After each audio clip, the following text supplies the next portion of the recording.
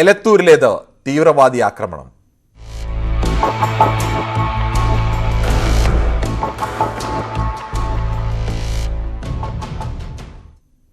മൂന്ന് ദിവസം നീണ്ട അനിശ്ചിതത്വത്തിനൊടുവിൽ എലത്തൂർ ട്രെയിൻ തീവെപ്പ് കേസിലെ പ്രതി ഷാരൂഖ് സൈഫി കസ്റ്റഡിയിൽ. മഹാരാഷ്ട്രയിലെ രത്നഗിരിയിൽ നിന്നാണ് ഇയാളെ വിവിധ അന്വേഷണ ഏജൻസികളുടെ സംയുക്ത നീക്കത്തിലൂടെ പിടികൂടിയത്. ഷാരൂഖ് കുറ്റം സമ്മതിച്ചിട്ടുണ്ട്. പ്രതിക്ക് തീവ്രവാദ ബന്ധമുണ്ടെന്ന് കേന്ദ്ര രഹസ്യാന്വേഷണ വിഭാഗം പറയുന്നു.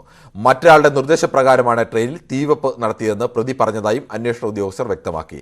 അറസ്റ്റിന്റെ നിർണായക വിവരങ്ങൾ ന്യൂസ് 18.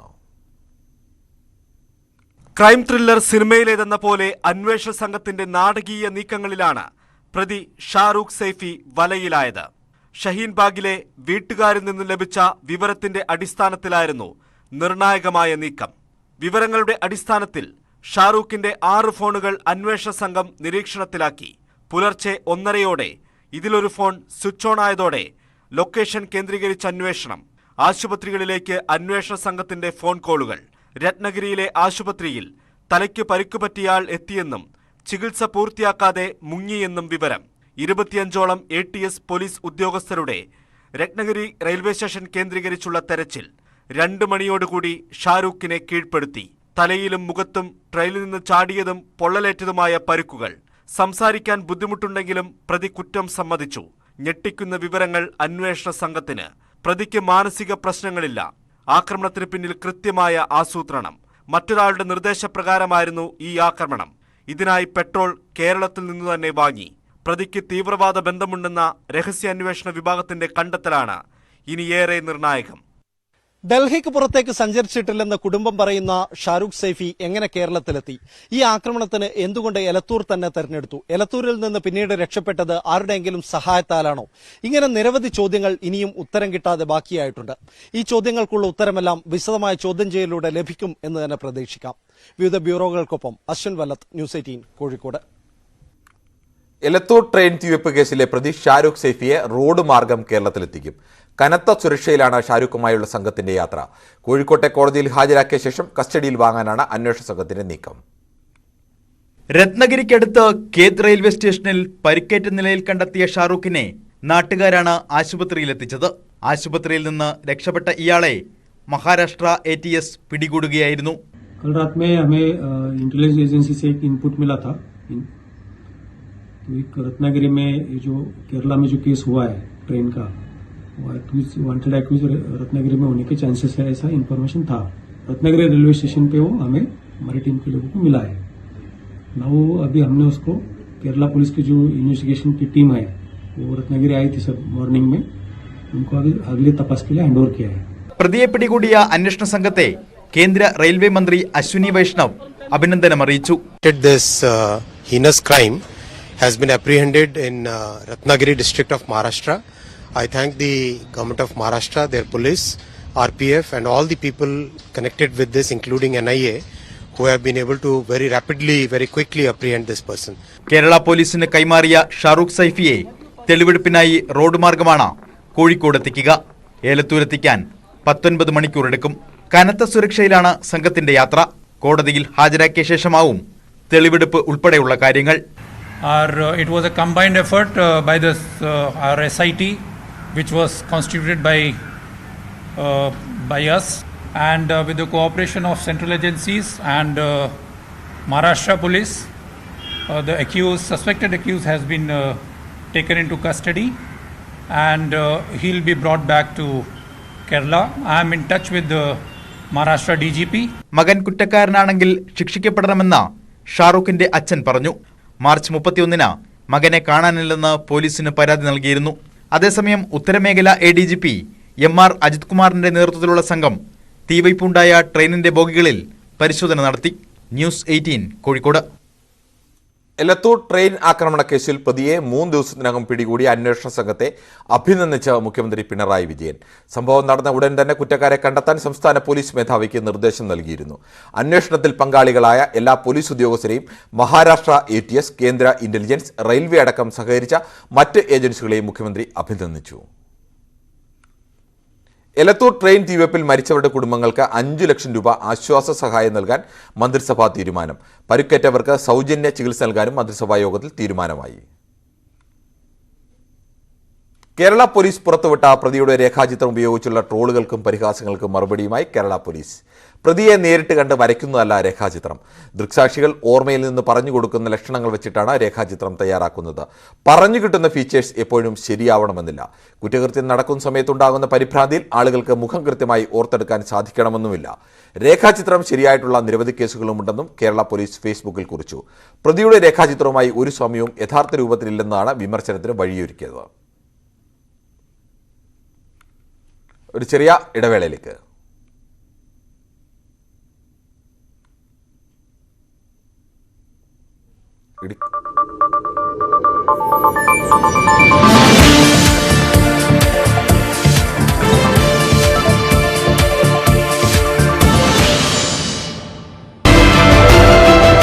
മിസ്സായിട്ടുണ്ട്, ഒരു മിസ്സിംഗ് കേസ് റിപ്പോർട്ട് ചെയ്തിട്ടുണ്ട് എന്നുള്ള വിവരം ലഭിച്ചതിനെ തുടർന്ന് ഷാരൂഖിന്റെ വീട്ടിലെത്തി മാതാപിതാക്കളെയൊക്കെ ചോദ്യം ചെയ്തു. പക്ഷേ അവരൊക്കെ നൽകിയ സൂചനകൾ ഷാരൂഖ് ഇതുവരെയും ഡൽഹി വിട്ട് പുറത്തുപോയിട്ടുള്ള ആളല്ല എന്നുള്ള നിലക്കായിരുന്നു. പക്ഷേ അതിന് പിന്നാലെ തന്നെ ഇത് ഷാരൂഖിന് 6 മൊബൈൽ ഫോണുകളുണ്ട് എന്നൊക്കെയുള്ള നിലക്കുള്ള സൂചനകൾ ലഭിക്കുന്നു. മാത്രമല്ല ഷാരൂഖിന്റേതായിട്ട് ലഭിച്ച ബാഗിൽ നിന്നുള്ള ഒരു മൊബൈൽ ഫോൺ, ആ മൊബൈൽ ഫോണിൽ സിം കാർഡ് ഉണ്ടായിരുന്നില്ല. പക്ഷേ അതിന്റെ EMI നമ്പർ ട്രാക്ക് ചെയ്തതിലൂടെ തന്നെ ഇത് ഡൽഹി കേന്ദ്രീകരിച്ചുള്ള ഫോണാണ് എന്നുള്ള മനസ്സിലാക്കുകയും അത്തരത്തിലുള്ള സൂചനകൾ ലഭിക്കുകയും ചെയ്തു. ആ ഫോണാണെങ്കിൽ ഏറ്റവും അവസാനം സ്വിച്ച് ഓഫ് ആയിട്ടുള്ളതും ഡൽഹിയിൽ വെച്ച് തന്നെയാണ്. അത് ഷാരൂഖിനെ കാണാതായ 31-ാം തീയതിയാണ് ആ ഫോൺ സ്വിച്ച് ഓഫ് ആയിട്ടുള്ളതും. ക്രൈം ത്രില്ലർ സിനിമയിലേതെന്ന പോലെ അന്വേഷണ സംഘത്തിന്റെ നാടകീയ നീക്കങ്ങളിലാണ് പ്രതി ഷാരൂഖ് സൈഫി വലയിലായത്.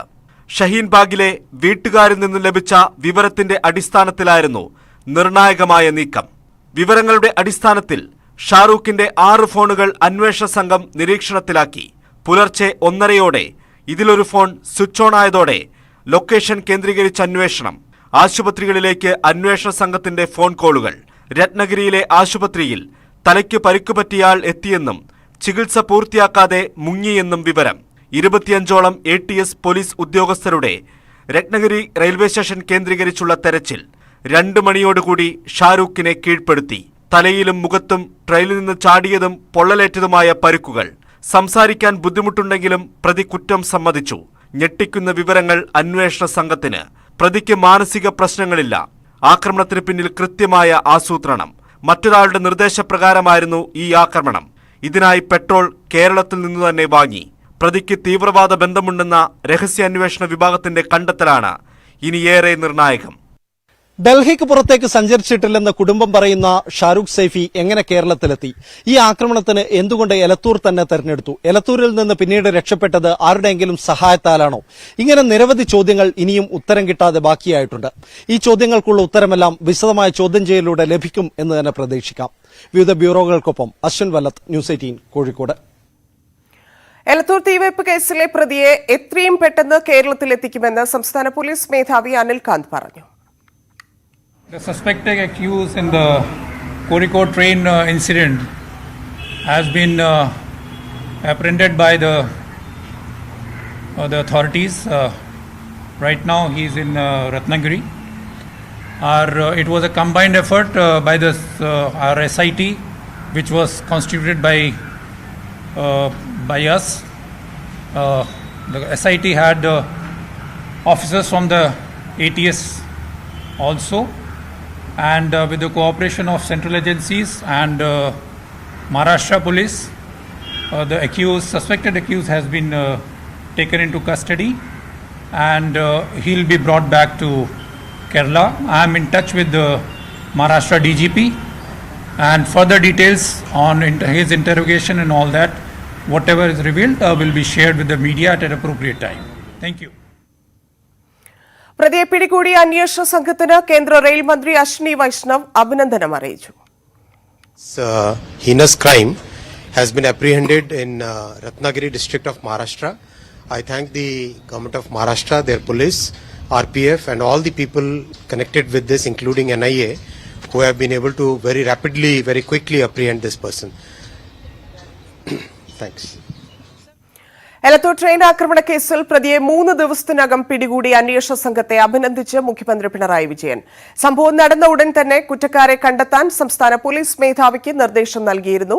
അന്വേഷണത്തിൽ പങ്കാളികളായ എല്ലാ പോലീസ് ഉദ്യോഗസ്ഥരെയും മഹാരാഷ്ട്ര, ATS, കേന്ദ്ര ഇന്റലിജൻസ്, റെയിൽവേ അടക്കം സഹകരിച്ച മറ്റ് ഏജൻസികളെയും മുഖ്യമന്ത്രി അഭിനന്ദിച്ചു. എലത്തൂർ ട്രെയിനിൽ തീയിട്ട ഷാരൂഖ് സൈഫിയുടെ പിന്നിൽ ആര്?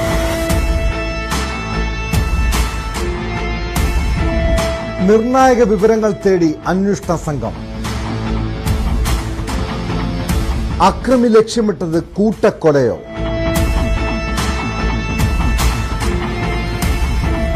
പോലീസ് പട്രോൾ രാത്രി 10-ന്.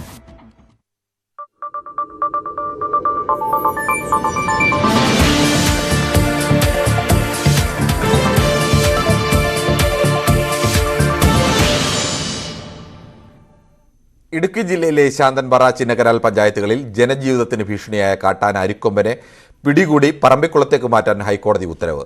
കോടതി നിയോഗിച്ച വിദഗ്ധ സമിതിയുടെ റിപ്പോർട്ട് പരിഗണിച്ചാണ് തീരുമാനം. അരിക്കൊമ്പനെ മയക്കേട് വെച്ച് പിടികൂടി കൂട്ടിലടയ്ക്കാനുള്ള സർക്കാർ തീരുമാനത്തിനെതിരായി സമർപ്പിച്ച ഹർജിയിലാണ് കോടതി ഉത്തരവ്. ആനയെ ഇടുക്കിയിൽ നിന്നും പറമ്പിക്കുളത്തേക്ക് മാറ്റണമെന്ന് ഹൈക്കോടതി നിയോഗിച്ച 5-അംഗ വിദഗ്ധ സമിതി റിപ്പോർട്ട് നൽകിയിരുന്നു. പറമ്പിക്കുളത്ത് അരിക്കൊമ്പന് കഴിയാനുള്ള ആവാസ വ്യവസ്ഥയാണുള്ളത്. വെള്ളവും ഭക്ഷണവും പറമ്പിക്കുളത്ത് സുലഭമാണെന്നും വിദഗ്ധ സമിതിയുടെ റിപ്പോർട്ടിൽ പറയുന്നു. ഇടുക്കിയിൽ തന്നെയുള്ള പെരിയാർ കടുവ സംരക്ഷണ കേന്ദ്രത്തിലേക്ക് മാറ്റിക്കൂടിയെന്ന് കോടതി ആരാഞ്ഞെങ്കിലും വിദഗ്ധ സമിതി നിർദ്ദേശം അംഗീകരിക്കുകയായിരുന്നു.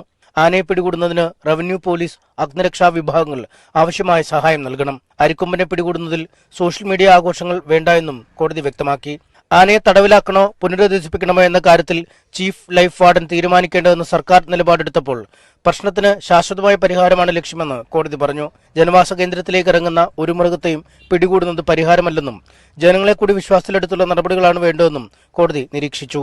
മൃഗങ്ങളുടെ, മനുഷ്യന്റെയൊക്കെ താല്പര്യങ്ങൾ സംരക്ഷിച്ചുകൊണ്ടുള്ള സമീപനം വേണം. അതിനകത്ത് പഞ്ചായത്തിൻ്റെതുൾപ്പെടെയുള്ള നിർദ്ദേശങ്ങൾ കോടതി ഗൗരവത്തോടുകൂടി പരിഗണിക്കും എന്നാണ് പറഞ്ഞിട്ടുള്ളത്. വിധി കർഷക സമൂഹത്തിന് ആശ്വാസകരമാണെന്ന് വനം മന്ത്രി AK ശശീന്ദ്രൻ പ്രതികരിച്ചു. കർഷക സമൂഹത്തിന് ഏറെ ആശ്വാസം നൽകുന്ന തൃപ്തികരമായ ഒരു വിധിയായിട്ടാണ് കണക്കാക്കേണ്ടത്. ഹൈക്കോടതി ഉത്തരവിന്റെ പകർപ്പ് ലഭിച്ച ശേഷമാവും ആനയെ എങ്ങനെ പിടികൂടണം എന്നടക്കമുള്ള കാര്യങ്ങളിൽ വനം വകുപ്പ് തീരുമാനമെടുക്കുക. ന്യൂസ് 18 കൊച്ചി. അരിക്കൊമ്പൻ വിഷയത്തിൽ കോടതി വിധി അനുകൂലമായതോടെ ജനകീയ സമരസമിതിയാണ് സിംഗുകണ്ടത്ത് നടത്തിവന്ന രാപകൽ സമരം അവസാനിപ്പിച്ചു. 6 ദിവസം നീണ്ട സമരമാണ് അരിക്കൊമ്പനെ പിടിച്ചുമാറ്റാനുള്ള ഉത്തരവെത്തിയതോടെ അവസാനിപ്പിച്ചത്. മയക്കുവെടി വയ്ക്കാനുള്ള തീരുമാനം താൽക്കാലികമായി തടഞ്ഞ ഹൈക്കോടതി ഉത്തരവ് എത്തിയത് മുതൽ തുടങ്ങിയതാണ് ശാന്തൻപാറ, ചിന്നക്കനാൽ പഞ്ചായത്തുകളിൽ പ്രതിഷേധ പരിപാടികൾ. ആദ്യ ദിനം ഹർത്താൽ നടത്തുകയും തുടർന്ന് സിംഗുകണ്ടത്തെ തോട്ടം തൊഴിലാളികളും ആദിവാസി കുടുംബങ്ങളും കുട്ടികളുമായി രാപ്പകൽ സമരം ആരംഭിക്കുകയുമായിരുന്നു. രാത്രികാലങ്ങളിൽ വീടുകളിലേക്ക് മടങ്ങാതെ പ്രതിഷേധക്കാർ സമരപ്പന്തലിൽ തുടർന്നു. ഒടുവിൽ വിദഗ്ധ സമിതി എത്തി ജനങ്ങൾക്ക് അനുകൂലമായി റിപ്പോർട്ട് കോടതിയിൽ സമർപ്പിച്ചതോടെ അരിക്കൊമ്പനെ പറമ്പിക്കുളത്തേക്ക് മാറ്റുന്നതിനുള്ള ഹൈക്കോടതി ഉത്തരവെത്തി. ഇതോടെ സമരം അവസാനിപ്പിച്ചു. ചിന്നക്കനാൽ ശാന്തൻപാറ മേഖലയിലെ മാത്രമല്ല കേരളത്തിലെ ഒന്നടങ്കം കർഷകരുടെ ഒരു കൂട്ടായ്മയോടുകൂടി നടന്ന ഈ രാപ്പകൽ സമരം ഞങ്ങൾ ഇന്ന് അവസാനിച്ചതായി പ്രഖ്യാപിക്കുകയാണ്. ഈ രാപ്പകൽ സമരം സിംഗുകണ്ടം നിവാസികൾ സംഘടിപ്പിച്ചൊരു സമരമായി നമ്മൾ കാണുന്നില്ല. കേരളത്തിലെ ജനത മൊത്തം ഈ വന്യമൃഗങ്ങളിൽ നിന്നും ആക്രമണം സംഭവിക്കുന്ന ജനങ്ങൾ ഏറ്റെടുത്തൊരു സമരമായിട്ടാണ് ഈ സമരത്തിന് നമ്മൾ കാണുന്നത്. അരിക്കൊമ്പനെ മാറ്റുന്നതോടെ തീരുന്നതല്ല ഇവിടുത്തെ പ്രശ്നം. ചക്കക്കൊമ്പനും മൊട്ടവാലനും പ്രശ്നക്കാരാണ്. എന്നാൽ ഏറ്റവും ആക്രമണകാരിയായ ആനയെ മാറ്റുന്നതിന്റെ ആശ്വാസത്തിലാണ് ഇവർ. 6 ദിവസം നീണ്ട പോരാട്ടം വിജയത്തിലെത്തിയതിന്റെ സന്തോഷത്തിലാണ് സിംഗുകണ്ട നിവാസികൾ. സമരപ്പന്തൽ ഒഴിഞ്ഞു തുടങ്ങി. ഇത് പൂർണ്ണമായും കർഷകരുടെ വിജയമാണ്. ഒരാഴ്ചയായി അവധിക്കാലം പോലും ആഘോഷിക്കാതിരിക്കുന്ന കുട്ടികൾക്ക് ഇനി ആഘോഷത്തിന്റെ കാലഘട്ടം കൂടിയാണ്. ചിന്നക്കനാൽ സിംഗുകണ്ടത്തിൽ നിന്നും ക്യാമറമാൻ KP ധനേഷിനൊപ്പം പ്രിൻസ് ജെയിംസ്, ന്യൂസ് 18. ഒരു ഭാഗത്ത് ജനങ്ങൾ സന്തോഷം പങ്കുവെക്കുമ്പോൾ മറുഭാഗത്ത് ആശങ്ക വരികയാണ്. അരിക്കൊമ്പനെ പറമ്പിക്കുളത്തേക്ക് മാറ്റാനുള്ള നീക്കത്തിനെതിരെയാണ് പ്രതിഷേധമുയരുന്നത്. പറമ്പിക്കുളത്തെത്തിക്കാനുള്ള നീക്കം ഉപേക്ഷിക്കണമെന്ന് നെന്മാറ MLA ആവശ്യപ്പെട്ടു. ഇതാവശ്യപ്പെട്ട് മുഖ്യമന്ത്രിക്കും വനമന്ത്രിക്കും കത്ത് നൽകി. നാളെ പറമ്പിക്കുളത്ത് പ്രതിഷേധം സംഘടിപ്പിക്കുമെന്നും K. ബാബു പറഞ്ഞു. അവിടെ ഇടുക്കിയിലെ ജനങ്ങൾ പ്രതിഷേധിച്ചത് ജനങ്ങൾക്ക് ഇത് വലിയ ഉപദ്രവകാരിയാണ്. നിരവധി പേരെ കൊലപ്പെടുത്തിയതാണ്. ഈ പ്രദേശത്തും 611 കുടുംബങ്ങളിലെ 2470 കുടുംബാംഗങ്ങളും അതിന് പുറമെ പറമ്പിക്കുളം ഇറിഗേഷൻ പദ്ധതി, ആർലിയാർ കരാറിന്റെ ഭാഗമായ ഡാമുകളും ഡാം സേഫ്റ്റിയുടെ ഉദ്യോഗസ്ഥന്മാർ, പോലീസ് ഉദ്യോഗസ്ഥന്മാർ, ഫോറസ്റ്റ് ഉദ്യോഗസ്ഥന്മാർ തുടങ്ങി ദിനംപ്രതി ടൂറിസ്റ്റ് കേന്ദ്രം എന്ന നിലയിൽ വന്യമൃഗ സങ്കേതത്തിലേക്ക് വന്നു പോകുന്നവരുടെ എണ്ണം എടുത്തു നോക്കിയാൽ നിരവധിയാണ്. അട്ടപ്പാടി മധു കേസിൽ കുറ്റക്കാരെന്ന് കണ്ടെത്തിയ 14 പ്രതികളിൽ 13 പേർക്ക് 7 വർഷം കഠിന തടവ്. കേസിലെ 16-ാം പ്രതി മുനീറിന് 3 മാസം തടവും 500 രൂപയുമാണ് പിഴ. നീതി കിട്ടിയില്ലെന്നും പോരാട്ടം തുടരുമെന്നും മധുവിന്റെ കുടുംബം പ്രതികരിച്ചു. വിധിക്കെതിരെ അപ്പീൽ പോകുമെന്ന് പ്രോസിക്യൂഷൻ വ്യക്തമാക്കി. കോടതി ഉത്തരവിൽ പോലീസിന് വിമർശനമുണ്ട്. 1-ാം പ്രതി ഹുസൈൻ ഉൾപ്പെടെയുള്ള 13 പ്രതികൾക്കാണ് 7 വർഷം കഠിന തടവ്. ഹുസൈൻ 1,05,000-ഉം മറ്റ് പ്രതികൾ 1,18,000 രൂപയും പിഴയടയ്ക്കണം. 16-ാം പ്രതി മുനീറിന് 3 മാസം തടവും 500 രൂപ പിഴയുമാണ് ശിക്ഷ. എന്നാൽ മുനീർ 3 മാസം റിമാൻഡിൽ കഴിഞ്ഞതിനാൽ 500 രൂപ പിഴ മാത്രം അടച്ചാൽ മതിയെന്ന് കോടതി വ്യക്തമാക്കി. ശിക്ഷാവിധിയിൽ തൃപ്തരല്ലെന്ന് മധുവിന്റെ കുടുംബം പ്രതികരിച്ചു. എന്റെ മധുവിന് നീതി കിട്ടിയിട്ടില്ല. കാരണം നമ്മൾ അത്രയും പ്രതീക്ഷയോടെ കാത്തിരിക്കുകയായിരുന്നു. എന്റെ മധുവിന് നീതി കിട്ടും, ഒരു 10 വർഷമെങ്കിലും കിട്ടുമെന്നുള്ള പ്രതീക്ഷ ഉണ്ടായിരുന്നു. പക്ഷെ അതുപോലും കിട്ടിയിട്ടില്ല. അതുകൊണ്ട് എന്റെ മധുവിന് നീതി കിട്ടിയിട്ടില്ല. പ്രതികൾ കൂടുതൽ ശിക്ഷ അർഹിക്കുന്നതായും അപ്പീൽ പോകുമെന്നും special public prosecutor Rajesh M Menon പറഞ്ഞു. ശിക്ഷ പ്രഖ്യാപിച്ചിട്ടുണ്ട്, ആയതിൽ തൃപ്തിയുണ്ട്. പക്ഷേ കുറ്റക്കാരല്ല എന്ന് കണ്ടിട്ടുള്ള 1-2 സെക്ഷനുകളിൽ പ്രോസിക്യൂഷൻ ഇന്നലെ തന്നെ അതിൽ പറഞ്ഞതാണ്. അതിൻ്റെ കാര്യങ്ങൾ പൂർണ്ണമായിട്ട് പരിശോധിച്ചതിന് ശേഷം അപ്പീൽ കൊടുക്കേണ്ട നടപടികൾക്കുള്ള ശുപാർശകൾ. 484 പേജുള്ള വിധി പ്രസ്താവത്തിൽ മജിസ്റ്റീരിയൽ റിപ്പോർട്ട് തെളിവായി സ്വീകരിച്ചതായി കോടതി വ്യക്തമാക്കി. പോലീസ് കസ്റ്റഡിയിലാണ് മധു മരിച്ചതെന്ന് തെളിയിക്കാൻ പ്രതിഭാഗത്തിന് കഴിഞ്ഞില്ലെന്നും കോടതി പറഞ്ഞു. മാധ്യമങ്ങൾക്കും അഭിനന്ദനമുണ്ട്.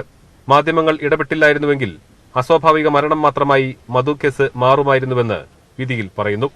മധു കേസിൽ കോടതിയുടെ ശിക്ഷ കുറഞ്ഞുപോയി എന്നുള്ളതാണ് മധുവിന്റെ കുടുംബം വ്യക്തമാക്കുന്നത്.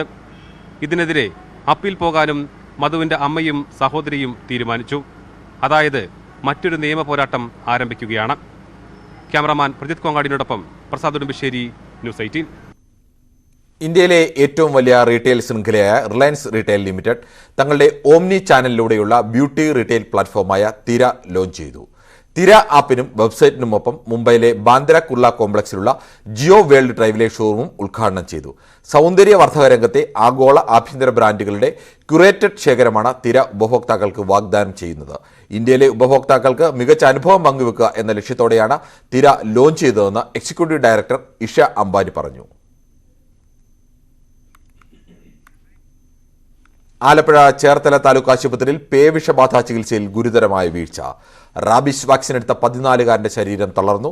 വാക്സിൻ പ്രശ്നമുണ്ടെന്ന് ഡോക്ടർമാരെ അറിയിച്ചിട്ടും വീണ്ടും കുട്ടിയിൽ കുത്തിവയ്പ് നടത്തുകയായിരുന്നു.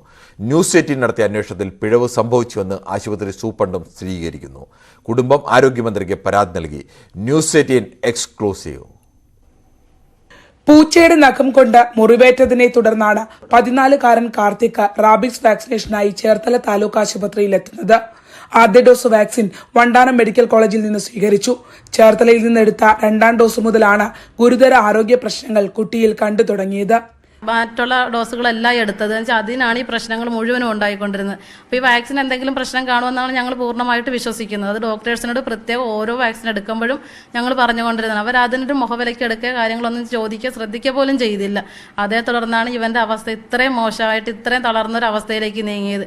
വാക്സിൻ എടുത്ത ഇടവേളകളിൽ 4 തവണയാണ് കടുത്ത പനിയും തലകറക്കവുമായി കാർത്തികിനെ ആശുപത്രിയിൽ പ്രവേശിപ്പിച്ചത്. വാക്സിനേഷന്റെ പ്രശ്നങ്ങൾ പറഞ്ഞപ്പോൾ കുട്ടിയുടെ പേടി മാത്രമാണെന്ന് പറഞ്ഞ് ഡോക്ടർമാർ രോഗലക്ഷണങ്ങൾ തള്ളുകയായിരുന്നു. ലക്ഷണങ്ങൾ ഗൗരവത്തിലെടുക്കാതെ വീണ്ടും ഡോസുകൾ നൽകിയതോടെ കാർത്തികിന്റെ ശരീരം പൂർണ്ണമായും തളർന്നു. നേരെ ഹോസ്പിറ്റലിലേക്കാണ് ഞാൻ കൊണ്ടുപോകുന്നത്. അന്നേരം അവർ പറഞ്ഞ കുഴപ്പമില്ലെന്ന് പറഞ്ഞ് പിന്നെ ഒരു ഡോക്ടർ പറഞ്ഞ് ORS കൊടുത്താൽ മതി. അപ്പോൾ ഒരു 2 മണി വരെ ഒരു ഡോക്ടറായിരിക്കും, ചിലപ്പോൾ ഉച്ച കഴിയുമ്പോൾ വേറെ ഡോക്ടർ, അങ്ങനെ അവർ 2 ഡോക്ടറെ ആ ചികിത്സിച്ച പേപ്പർ നമ്മുടെ കയ്യിലുണ്ട്. അവർ ഒരാൾ ORSന്റെ ഇത് പറഞ്ഞ് ഒരാൾ ട്രിപ്പ് ഇട്ട് പിന്നെ വേറെ പ്രശ്നമൊന്നുമില്ല, ഒരു കുഴപ്പമില്ലെന്നാണ് അവർ പറഞ്ഞത്. പക്ഷെ ഇവൻ തളർന്ന് കുഴഞ്ഞുകൊണ്ടിരിക്കുകയാണ്, അവന് പൊങ്ങാൻ പറ്റാത്ത സ്റ്റേജായി. വാക്സിൻ എടുത്ത ശേഷം കണ്ണിന്റെ കാഴ്ചയും സംസാരശേഷിയും നഷ്ടപ്പെട്ടു. അപ്പോഴും ഡോക്ടർമാർ നൽകിയത് ORSഉം സിജറോൺ എന്ന തലചുറ്റലിനുള്ള മരുന്നും മാത്രം. പൂർണ്ണമായി തളർന്ന കുട്ടി 1 മാസമായി കോട്ടയം മെഡിക്കൽ കോളേജ് ആശുപത്രിയിൽ ചികിത്സയിലാണ്. കാർത്തികിന് നൽകിയ ചികിത്സയിൽ ഡോക്ടർമാർക്ക് പിഴവ് സംഭവിച്ചതായി താലൂക്ക് ആശുപത്രി സൂപ്രണ്ടിനോട് നടത്തിയ അന്വേഷണത്തിലും സ്ഥിരീകരിക്കപ്പെടുന്നു. മരുന്നിന്റെ കോംപ്ലിക്കേഷനിലും ചിലർ പക്ഷേ അലർജി ഉണ്ടാവാൻ സാധ്യതയുണ്ട്. പക്ഷേ അവർ സിവിയർ ആയിട്ടുള്ള പ്രോബ്ലംസ് ഉണ്ട് എന്ന് പറഞ്ഞ് 101 ഡിഗ്രി സെൽഷ്യസ് പനിയൊക്കെ എഴുതിയിരിക്കുന്നത്. അത്രയും കാര്യങ്ങൾ എഴുതിയിട്ടും അവിടെ അതിന് വേണ്ട രീതിയിൽ പരിഗണിക്കപ്പെട്ടില്ലല്ലോ. ഒരു നെഗ്ലിജൻസ് അതിനകത്ത് ഉണ്ടായിട്ടുണ്ടല്ലോ. അതായത് നമുക്ക് ഏതെങ്കിലും രീതിയിൽ നെഗ്ലിജൻസ് ആരെങ്കിലും കാണിച്ചിട്ടുണ്ടെന്നുണ്ടെങ്കിൽ നമ്മൾ അതിന് ശക്തമായിട്ടുള്ള നടപടികൾ വരും. അക്കാര്യത്തിൽ സംശയമൊന്നുമില്ല. റാബീസ് ഇഞ്ചക്ഷൻ മൂലം നാഡീവ്യൂഹങ്ങളെ തളർത്തുന്ന സർവിക്കൽ മൈലൈറ്റിസ് കുട്ടിക്ക് ബാധിച്ചുവെന്ന കോട്ടയം മെഡിക്കൽ കോളേജിലെ ചികിത്സാരേഖകളും വ്യക്തമാക്കുന്നു. ചേർത്തല ആശുപത്രിയുടെ ചികിത്സാ പിഴവ് സ്ഥിരീകരിക്കുന്നതാണ് ഈ റിപ്പോർട്ട്. ചേർത്തല കരുവ സ്വദേശികളായ പ്രദീപ് കുമാറിന്റെയും അനിതയുടെയും ഏക മകനാണ് 9ാം ക്ലാസ് വിദ്യാർത്ഥി കാർത്തിക്.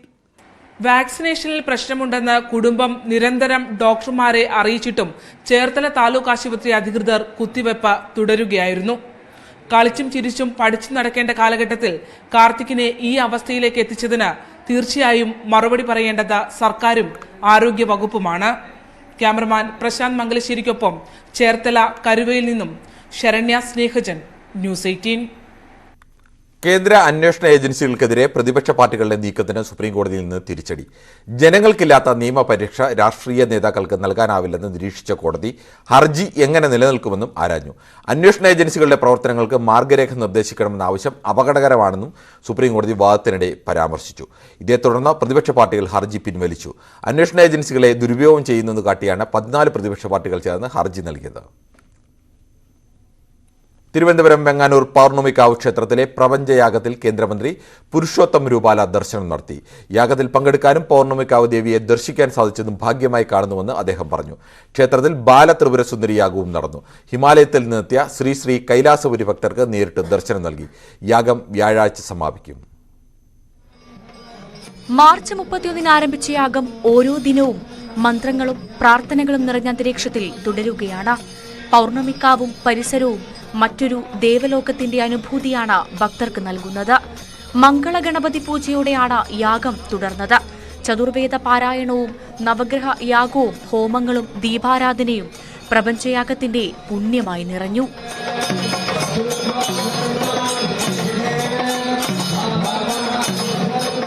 കേന്ദ്ര കൃഷിമന്ത്രി പുരുഷോത്തം രൂപാല ക്ഷേത്രത്തിൽ ദർശനം നടത്തി.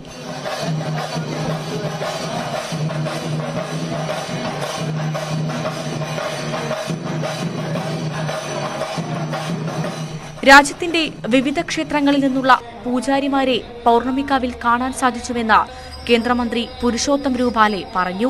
અહીંયા ચાલતા પ્રપંચ યજ્ઞની અંદર દેશભરના મુખ્ય આપણા જે તીર્થો છે ઉજ્જૈન, કામાખ્યા, ખાસ કરીને તાંત્રિક આપણી પીઠો છે બગલામુખી, એ બધા તંત્ર સ્થાનકોના આચાર્યો અહીંયા ઉપસ્થિત છે અને એક સાથે મળીને આ શક્તિ ઉપાસનાના પર્વને મનાવે છે. ISRO chairman doctor S. സോമനാഥും ക്ഷേത്രത്തിൽ ദർശനം നടത്തി. ശിവലിംഗ ദീപാരാധനയ്ക്ക് ഹിമാലയത്തിൽ നിന്നെത്തിയ ശ്രീ കൈലാസപുരി കാർമ്മികത്വം വഹിച്ചു. 254 സന്യാസി ശ്രേഷ്ഠന്മാരും പ്രപഞ്ചയാഗത്തിൽ നേരിട്ട് പങ്കെടുക്കുന്നുണ്ട്. യാഗം തുടരുന്നതിനിടെ അനുദിനം ഭക്തജനത്തിരക്ക് ഏറുകയാണ്. എല്ലാ ദിവസവും 108 പൂജകളാണ് ഭക്തർക്കായി തയ്യാറാക്കിയിരിക്കുന്നത്. യാഗം വ്യാഴാഴ്ച അവസാനിക്കും. ന്യൂസ് 18 തിരുവനന്തപുരം. വാർത്തകൾ വിശദമായി പൂർണ്ണമാകുന്നു. നമസ്കാരം.